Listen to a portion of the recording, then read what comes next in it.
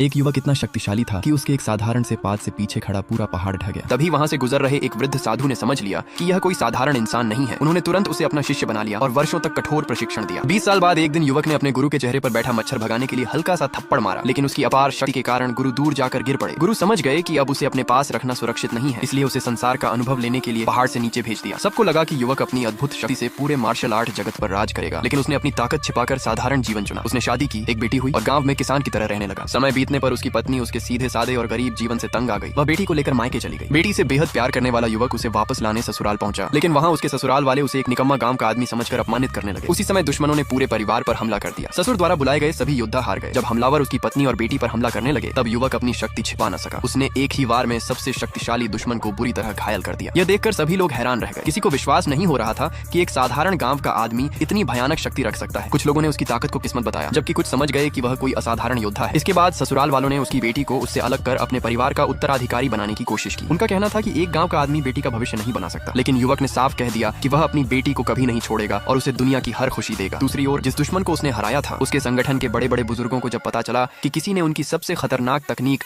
यिन यांग हथेली का उपयोग किया है, तो वे चौंक गए। उन्होंने अंदाजा लगाया कि यह व्यक्ति वर्षों से लापता उनका असली उत्तराधिकारी हो सकता है। इसी बीच 3 महान योद्धा अपनी विशाल सेना के साथ वहां पहुंच गए। सभी लोग डरकर भागने लगे और युवक को भी कायर समझने लगे, क्योंकि वह अपनी बेटी को लेकर वहां से जाता दिखाई दिया। लेकिन अचानक उन तीनों महान योद्धाओं ने युवक के सामने पहुंचते ही घुटनों के बल झुककर कहा, हम अपने युवा स्वामी को प्रणाम करते हैं। यह देखकर वहां मौजूद हर व्यक्ति स्तब्ध रह गया। जिस गांव के साधारण किसान का वे मजाक उड़ा रहे थे, वही वास्तव में पूरे संप्रदाय का खोया हुआ युवा स्वामी निकला। अगले पार्ट के लिए लाइक और सब्सक्राइब कर देना।